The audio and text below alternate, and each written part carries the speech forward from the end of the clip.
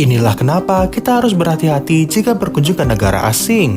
Saat pria ini sedang membantu wanita cantik di sebelahnya, tiba-tiba saja ia memegang tas wanita itu dan membawanya pergi. Sontak, wanita itu pun langsung mengejar mereka karena semua barang berharganya ada di dalam tas itu. Tapi ia tak boleh menyerah. Wanita itu putar balik dan terus mengejar tiga pria itu demi mengambil tas ranselnya kembali. Walaupun ia tak sengaja menabrak pelayan, untungnya ia berhasil menangkap pria pencuri itu dan menjatuhkannya. Ia pun memegang leher pria itu dan menyuruh teman-temannya untuk mundur. Karena tak punya pilihan, pria itu pun memberikan tas itu kepadanya agar kepalanya tak patah. Tapi disinilah semua masalah itu bermula. Pria pencuri itu tak menyerah dan mengeluarkan sebuah pisau.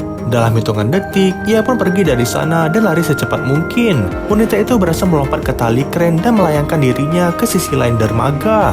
Tak hanya itu, ia pun melihat kapal bertuliskan Endurance yang merupakan kapal yang ia cari di negara ini. Wanita itu pun mengetuk pintu kapal namun tak ada balasan sama sekali. Wanita itu sudah tak bisa kemana-mana lagi dan tampaknya ini adalah akhir dari hidupnya.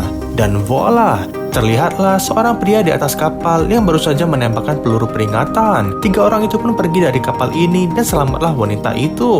Wanita itu berkata bahwa ia mencari pria bernama Luren. Namun, pria itu menyuruhnya pergi dari sini karena ia sedang tak menerima tamu. Tapi lucunya, pria itu malah terjatuh ke bawah karena terlalu mabuk dan tak sadarkan diri.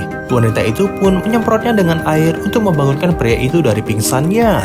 Tanpa basa-basi, wanita itu pun menyodorkan sebuah kertas yang mengatakan bahwa ayahnya pernah membeli sebuah kapal dari pria yang bernama Luren. Dan saat wanita itu bertanya di mana ayahnya, pria itu mengatakan bahwa ayahku tak pernah kembali setelah berlayar ke suatu tempat di samudra. Wanita itu sadar dan bertanya apakah itu 7 tahun yang lalu. Dan dari sinilah mereka baru menyadari bahwa kedua ayah mereka saling berkaitan dan menghilang pada tahun yang sama. Tanpa basa-basi, mereka pun mulai berlayar ke laut Jepang untuk menemukan keberadaan ayah mereka. Di dalam kapal, wanita ini terus mempelajari penelitian sang ayah tentang seorang ratu penyihir yang bernama Himiko. Tapi masalahnya, di jurnal sang ayah tertulis sebuah organisasi bernama Trinity yang mencari makam Himiko pula. Setelah mendengar semua riset dan rekaman sang ayah, wanita ini pun sadar bahwa hal ini bukan main-main. Tapi disinilah awal dari bencana besar itu bermula.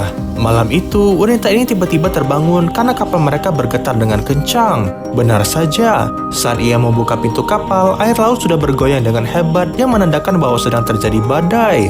Benar saja, terlihatlah di depan sana sebuah pulau dengan gunung yang sangat tinggi sudah berada tak jauh dari mereka. Tapi tiba-tiba kapal mereka menabrak sebuah karang dan ini adalah mimpi buruk. Bagaimanakah nasib mereka selanjutnya?